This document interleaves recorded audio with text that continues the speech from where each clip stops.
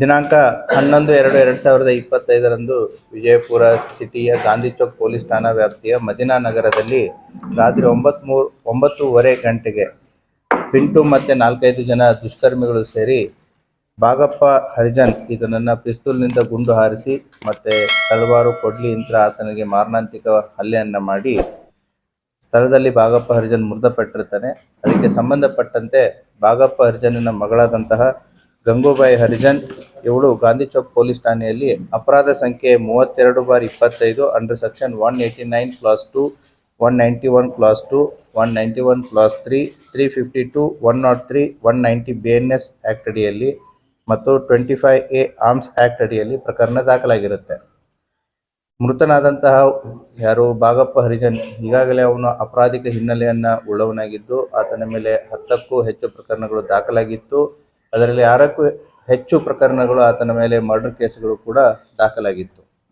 So ಈ ಹಿನ್ನೆಲೆಯಲ್ಲಿ ಆತನ ಅಸೋಸಿಯೇಟ್ ಆದಂತಹ ಒಬ್ಬ ರವಿ ಮೇಲಿನ್ಕೇರಿ ಅನ್ನೋನು ಕಳೆದ 6 ತಿಂಗಳ ಮುಂಚೆ ಮರ್ಡರ್ ಆಗ್ತಾನೆ. ಆ ಮರ್ಡರ್ ಕೇಸಲ್ಲಿ ತುಳಸಿರಾಮ್ ಹರಿಜನ್ನು ಮತ್ತು ಅಲೆಕ್ಸ್ ಗೊಲ್ಲರು, ಪ್ರಕಾಶ್ ಗೊಲ್ಲರು, ಷಣ್ಮುಖ ನಡುವಿನ್ಕೇರಿ ಮತ್ತು ಇನ್ನಿತರರು ಸೇರಿ ಆತನನ್ನು ಕೊಲೆ ಮಾಡಿರ್ತಾರೆ. ಈಗಾಗಲೇ ಆ ಎಲ್ಲ ಕೊಲೆ ಆರೋಪಿಗಳು ನ್ಯಾಯಾಂಗ ಬಂಧನದಲ್ಲಿದ್ದಾರೆ.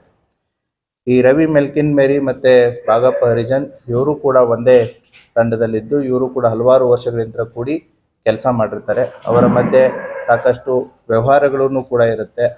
ಹಣಕಾಸಿನ ವ್ಯವಹಾರ ಆಗಿರ್ಬೋದು, ರಿಯಲ್ ಎಸ್ಟೇಟ್ ವ್ಯವಹಾರ ಆಗಿರ್ಬೋದು, ಇವರಿಬ್ಬರು ಕೂಡಿ ಕೆಲಸವನ್ನು ಮಾಡಿರ್ತಾರೆ.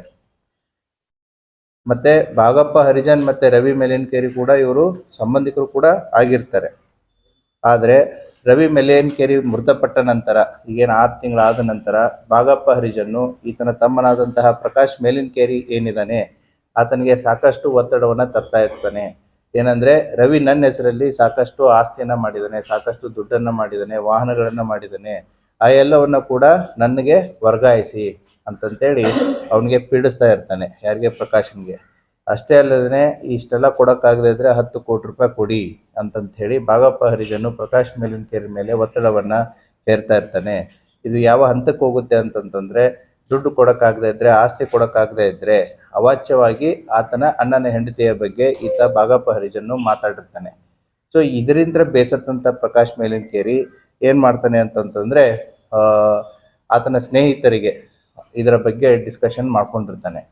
ಸೊ ಯಾವಾಗ ಈ ವಾದ ವಿವಾದದಲ್ಲಿ ಒಂದು ದಿನ ಬಾಗಪ್ಪ ಹರಿಜನ್ ಏನು ಹೇಳ್ತಾನೆ ಅಂತಂದರೆ ಪ್ರಕಾಶ್ಗೆ, ನಿನ್ನ ಅಣ್ಣನಿಗೆ ಆದಂಥ ಗತಿನೇ ನಿನಗಾಗತ್ತೆ, ಹೌದಾ, ಅದೇ ರೀತಿ ನಿನಗೆ ಮಾಡುತ್ತೆ ಅಂತಂತ ಹೇಳಿದಾಗ ಪ್ರಕಾಶ್ ಮೇಲಿನ್ಕೇರಿಗೆ ಕನ್ಫರ್ಮ್ ಆಗುತ್ತೆ ನಮ್ಮಣ್ಣನ್ನು ಹೊಡಿಸಿದ್ದು ಬಾಗಪ್ಪ ಹರಿಜನನೇ ಅಂತಂತ ಹೇಳಿ. ಸೊ ಆ ಹಿನ್ನೆಲೆಯಲ್ಲಿ ಪ್ರಕಾಶ್ ಆತ ತಂಡವನ್ನು ಕಟ್ಕೋತಾನೆ. ಆತನ ಅಸೋಸಿಯೇಟ್ಸ್ ಅಂತಂತಂದರೆ ಆತನ ಸಂಬಂಧಿಕರ ಇವರು ಕೂಡ ರಾಹುಲ್ ತಳಕೇರಿ, ಈತ ಹೊರ್ತಿಯವನು, ಅದೇ ರೀತಿ ಸುದೀಪ್ ಕಾಂಬ್ಳೆ ಇವನು ಅಗರ್ಕೇಡ್ದವನು, ಮತ್ತು ಮಣಿಕಂಠ ಬೆನಕೊಪ್ಪ ಅಂತಂತ ಹೇಳಿ ಈತ ಸುದೀಪ್ನ ಫ್ರೆಂಡು. ಮತ್ತು ಕಳೆದ ಸುಮಾರು ತಿಂಗಳಿಂದ ಈತ ಇಲ್ಲಿ ರವಿ ಜೊತೆಗಾಗಿರ್ಬೋದು ಮತ್ತು ಪ್ರಕಾಶನ ಜೊತೆಗೆ ಆಗಿರ್ಬೋದು ಈತ ಸ್ನೇಹಿತನಾಗಿ ಕೆಲಸ ಮಾಡ್ತಾ ಇರ್ತಾನೆ. ಈತ 4ನೇ ಆರೋಪಿ ಆದಂತಹ ಮಣಿಕಂಠ ಬೆನಕೊಪ್ಪ ಈತ ಬೈಲೊಂಗಲ್ದವನು ಇರ್ತಾನೆ.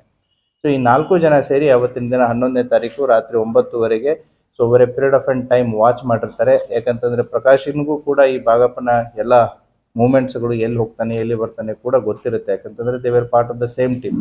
ಸೊ ಆ ಹಿನ್ನೆಲೆಯಲ್ಲಿ ಅವತ್ತಿನ ದಿನ ಈತನನ್ನು ವಾಚ್ ಮಾಡಿ ಒಂದು ಆಟೋ, ಒಂದು 2 ವೀಲರ್ದಲ್ಲಿ ಏನು ವಾಕ್ ಮಾಡ್ತಾ ಇರ್ತಾನೆ. ಆ ಸಂದರ್ಭದಲ್ಲಿ ಬಂದು ಆತನನ್ನು ಈ ಪಿಸ್ತೂಲು, ತಳವಾರು ಮತ್ತು ಈ ಕೊಡ್ಲಿಯಿಂದ ಮಾರಣಾಂತಿಕವಾಗಿ ಹಲ್ಲೆ ಮಾಡಿ ಕೊಲೆ ಮಾಡಿ ತಪ್ಪಿಸ್ಕೊಂಡಿರ್ತಾರೆ.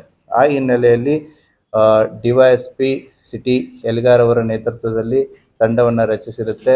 ಗಾಂಧಿ ಚೌಕ್ ಇನ್ಸ್ಪೆಕ್ಟರ್ ಅಂತ ಪ್ರದೀಪ್ ತಳಕೇರಿ ಮತ್ತು ಗೋಲ್ ಗುಂಬಜ್ ಇನ್ಸ್ಪೆಕ್ಟರ್ ಆದಂತಹ ನಮ್ಮ ಮಲ್ಲಯ್ಯ ಮಠಪತಿ ಇವರು ತಂಡಗಳನ್ನು ರಚನೆ ಮಾಡಿ ಎಲ್ಲ ಆಯಾಮಗಳಲ್ಲಿ ಈಗ ತನಿಖೆಯನ್ನು ಕೈಗೊಂಡು ಈ 4 ಜನ ಆರೋಪಿತರನ್ನು ಬಂಧಿಸಿದ್ದಾರೆ.